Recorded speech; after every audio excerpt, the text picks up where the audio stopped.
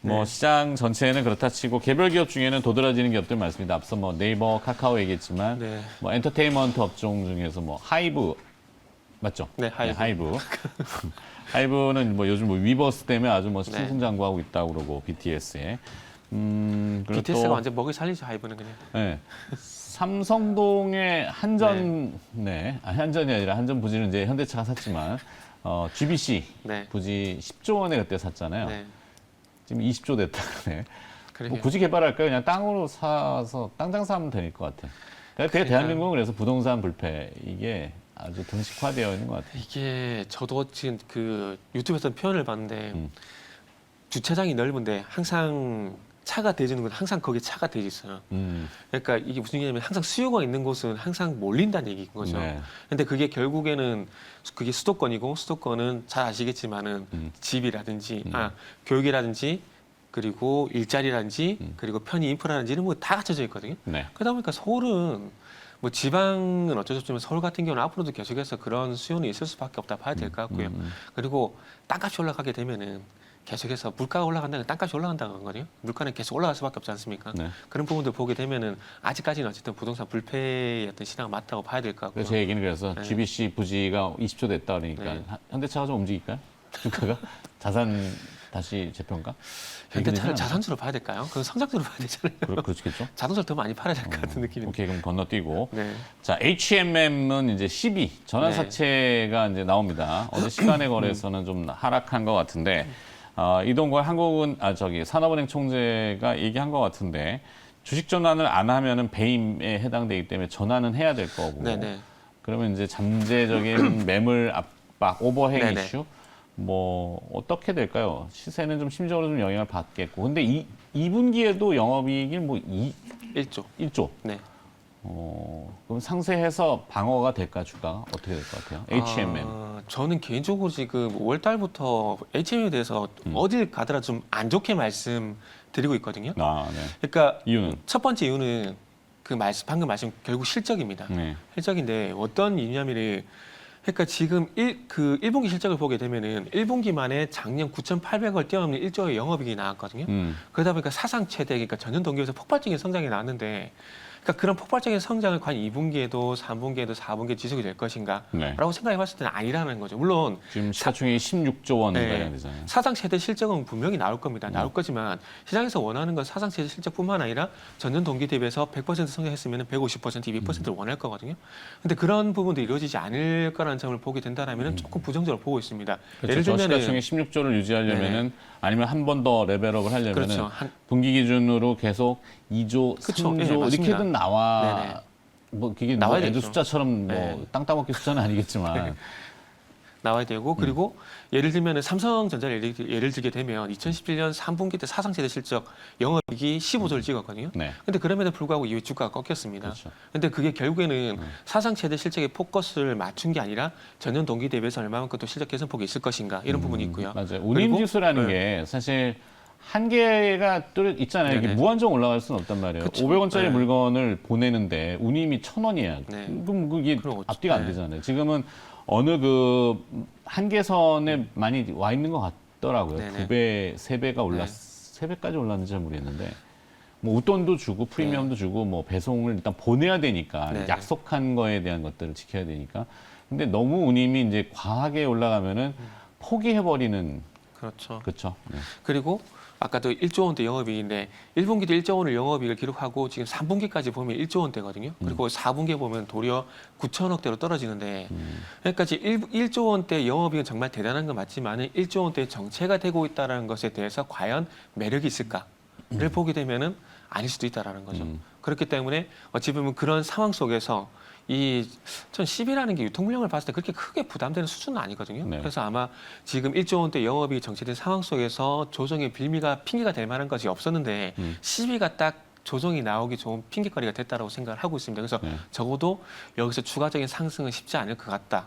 저는 그렇게 생각을 하고 있습니다. 저도 그 말은 네. 좀 공감합니다. 물론 이제 H&M 이따가 또 뭐 우리 권전 아나운서가 네네. 이제 관심 리스트 쭉 하면 분명히 리스트 안에 들어있을 거란 말이에요. 네. 거래량도 많고 여기저기 다 얘기하다 네네. 보니까 다 얘기할 때는 항상 피크를 칠 수 있다. 저는 개인적으로 투자자분들한테 조금 그러니까 주식을 처음 배우시는 분들이 네. 항상 주식에 대한 토론을 하게 되면은 그 얘기를 많이 하세요.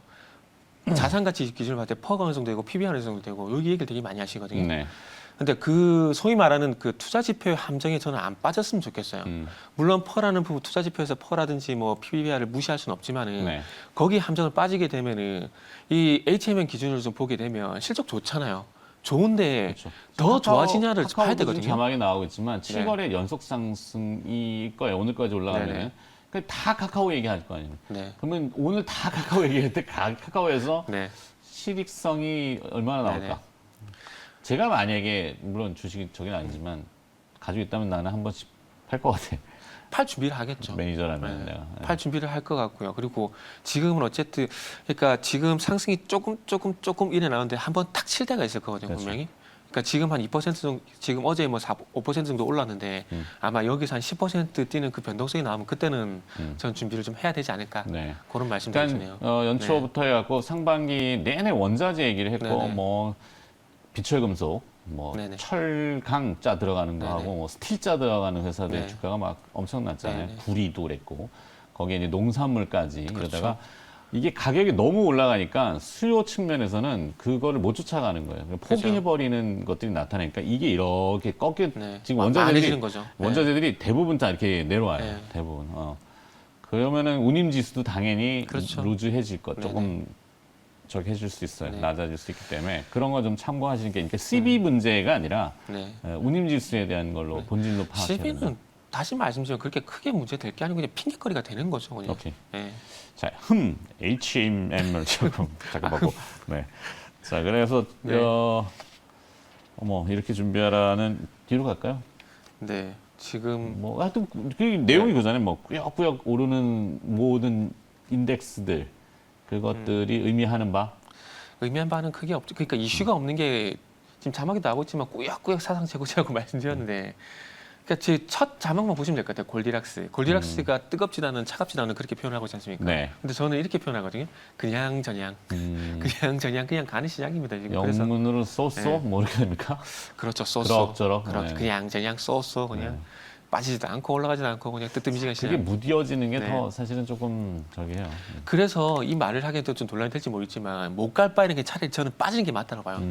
그래야지 그 빠져야지 다시 살 수 있는 기회가 오는 거고 그렇죠. 가격에 대한 평가가 다시 이루어지게 되면서 매수가 들어올 수 있는 거거든요. 맞아요. 그래서 그렇게 보기 때문에, 그리고 지금 담은 이번 주만 말씀드린 게 아니라 올해 들어와서 코스피가 계속 행보를 하고 있거든요. 네. 근데 이거는 결국 작년에 너무 많이 올랐기 때문에 그렇습니다. 뭐 LG화학을 예를 들게 되면 작년에 350%가 올랐고 카카오 네이버 다 마찬가지거든요.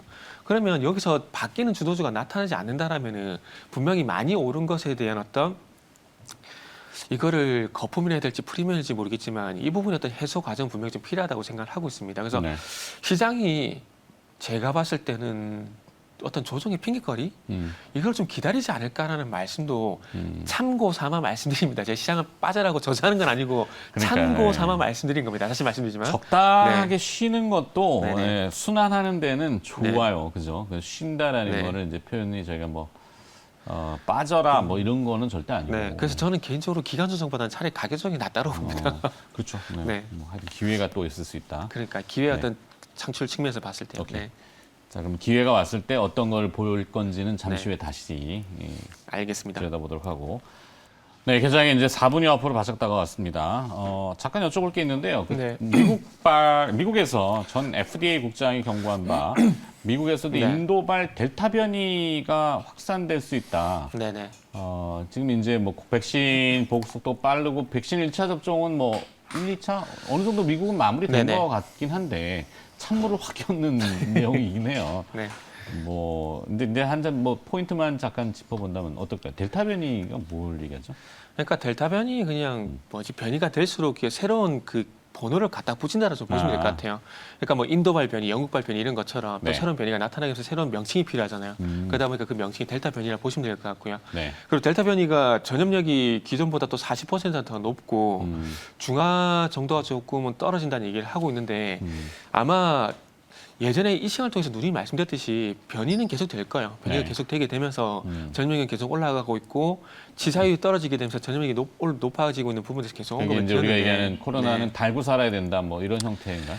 네, 어찌 보면은 독감처럼 계속 달고 살아야 될지도 모르는 그런 상황인 것 같습니다. 네. 그래서 일단 근데 그나마 조금 긍정적인 얘기를 좀 드리자면은 그동안 뭐 그 스파이크 프로틴 구조에 대해서 많이 말씀드렸는데 몸속에 있는 사람의 폐에 있는 S2 요소가 직접적으로 만나는 그 S1 요소에 있는 리세터 바인딩 도메인이라는 접촉면이 있는데 거기에 만약에 그 변이가 생기게 된다면 좀 문제가 커지겠지만 그래도 그나마 다행인 게 S2 요소에 있는 N터미널 도메인 그쪽에서 돌연 변이가 발생이 되고 있습니다. 그래서 네. 그 나마공 변이 같은 경우는 N터미널 도메인에서 그 돌연 변이가 5개 정도 발생이 됐다고 얘기를 하고 있는데 아마 이 델타 변이 같은 경우도 N터미널 도메인 쪽에서 돌연 변이가 좀 더 많이 발생이 된 것 같아요. 그런데 이게 어쨌든 기존에 나와 있는 백신들이 그래도 전혀 효과가 없는 것이 아니라 그래도 일정 부분 효과가 있다는 얘기를 하고 있고 접종 횟수를 늘리면 된다는 얘기를 하고 있거든요. 그렇기 때문에 너무 그러니까 그 코로나 바이러스 초기 때처럼 걱정하실 필요는 없고 어쨌든 백신을 접종을 통해서 완치가 그리고 완화가 될 수 있는 부분들은 여지가 있기 때문에 뭐 조심스럽게 괜찮다라는 말씀을 드리겠습니다. 그래서 제가 코스트보다 코스닥 이렇게 두 번째 주제를 주셨는데 네네. 코스닥 하면 그래도 뭐 주류는 두 주류잖아요. 네. 바이오하고 IT 장비 네, 이렇게 네. 되는데 바이오? 그러면? 근데 바이오가 지금 나을 것 같습니다. 지금 아시겠지만 홍남기 경제부총리가 바이오에 대해서 뭐 임상기업들이 적극적으로 기원한다는 얘기를 하고 있지 않습니까? 그래서 정부 정책 테마로 인해서 어떤 분위기 좀 만들어진 상황이고 네. 어차피 지수 대응적으로 가지 않는다라면 바이오 중심한 코스닥을 볼 수밖에 없을 것 같습니다. 그래서 아까 전에 좀 너무 재미없는 시장 얘기만 했는데 아니요. 지금 눈으로 이제 네. 빨리 한번 읽어보시고 개장이 임박했으니까. 네네. 뭐 저중에 이제 뭐 혹시 기업 선택상이 혹시 있을까?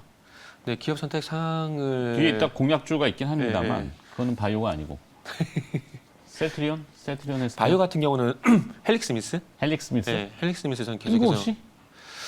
헬릭스미스를 바라보는 시선이 저는 많이 바뀌었다고 생각하고 그래요? 있습니다. 네. 오. 그래서 헬릭스미스를 좀 말씀드리고 싶고요. 논란이 펜토스 같은 있을 수 있는 이슈? 원래 이게 항상 논란을 딛고 어. 나중에 결과를 얘기하는 겁니다. 오케이. 자, 개장이 임박했으니까 하여튼 뭐 정태현 팀장의 생각이니까. 자, 개장 후에 다시 시장을 접근하겠습니다.